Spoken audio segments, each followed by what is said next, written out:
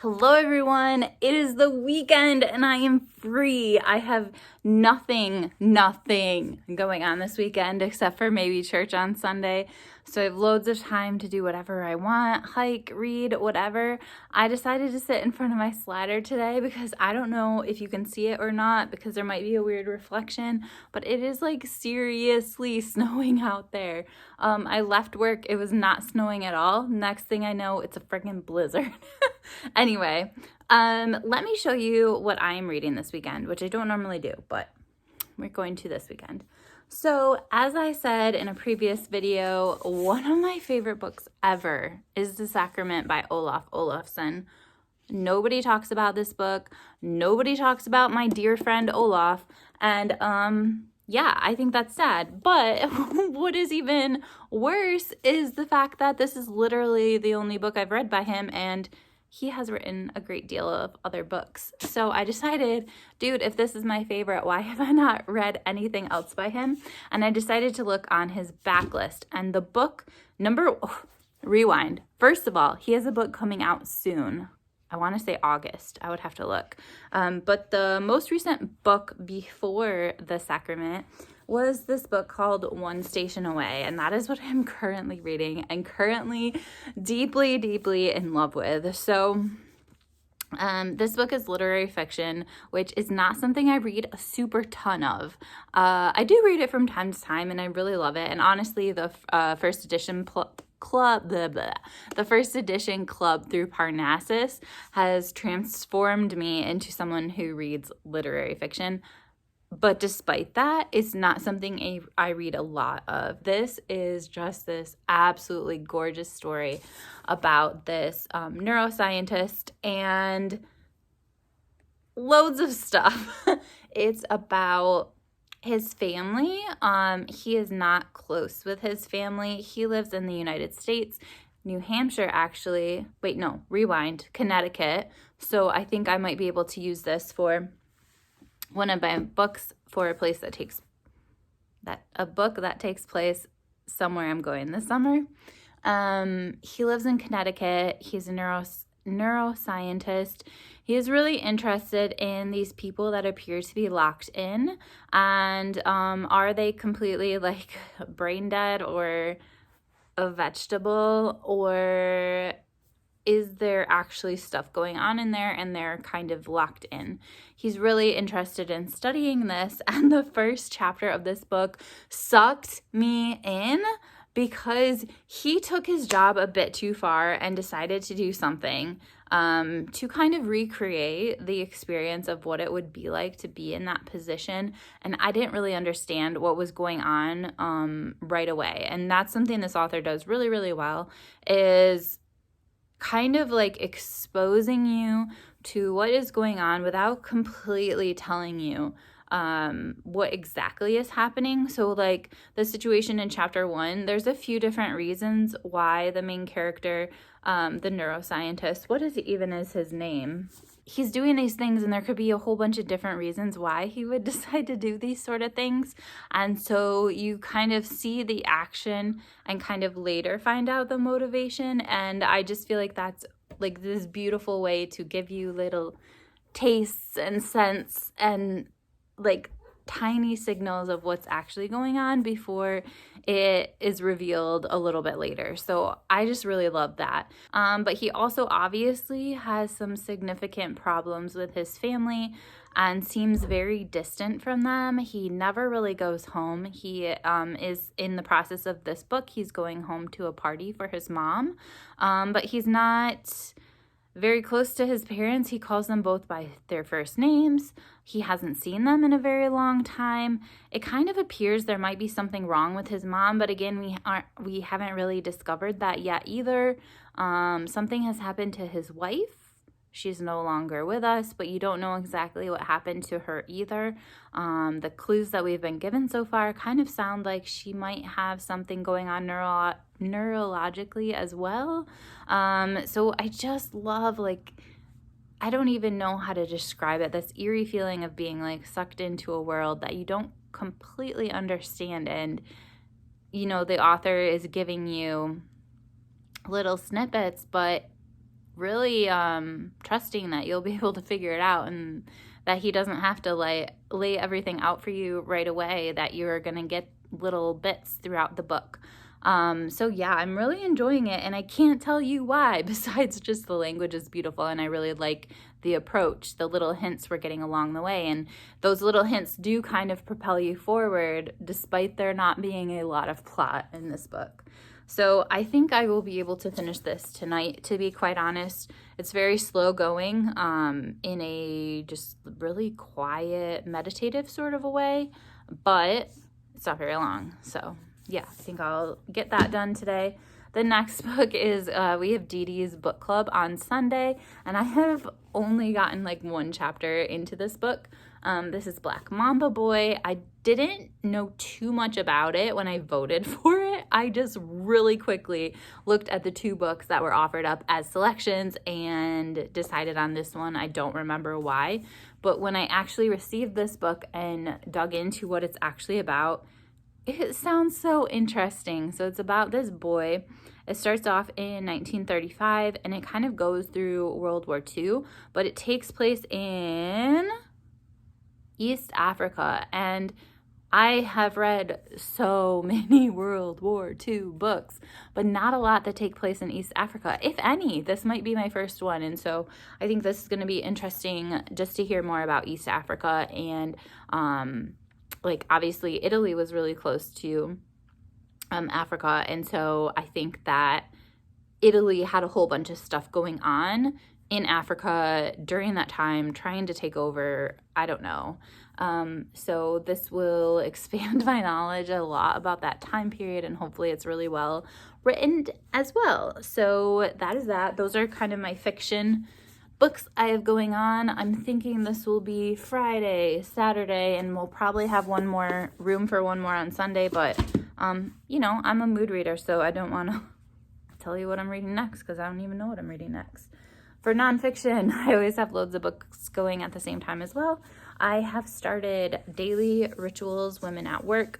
There's a book I recently read and reviewed by Charlotte Wood, and it was really just about the internal creative life of women, writers, artists, really anybody that's interested in literature and reading and art and all this sort of stuff. And it kind of reminded me like, oh, I own this book that I've really wanted to read as well. And this book was recommended by Charlotte from Bookish Mama Blooms. However, I have read the initial book by this author. Basically, Mason Curry made this book where he really analyzed like the actual habits of artists, just being nosy, but also just trying to learn from them. And what kind of, I don't know if he realized it or if he got a lot of feedback about it, or if it was kind of like a both sort of situation. But the first book didn't have hardly any women in it. I think it was like 17% women or something like that. And so he decided to do a new book, and this one is only women.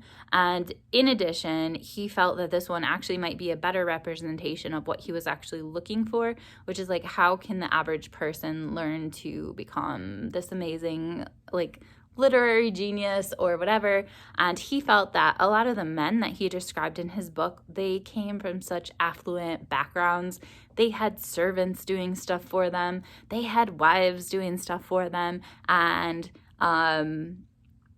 whether we like it or not, a woman takes on a lot of family responsibility, although loads of my friends now have a very much equal partnership with their spouse or partner.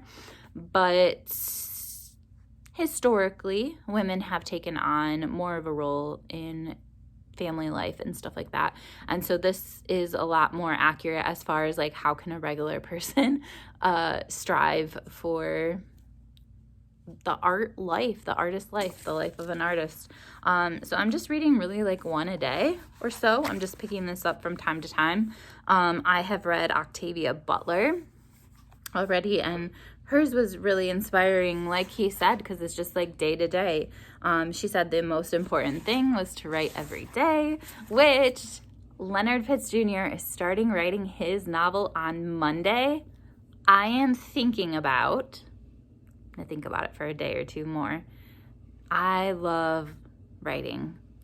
And I am not someone that is going to write a novel at this moment or who's going to write a book of essays at this moment. But what I want to do is just get into the habit of writing and practicing and all that stuff. So if one day I have a genius idea of something I want to do, I will have the skills and have put in the work and practice necessary to be able to do what I want to do, or at least get close to what I want to do.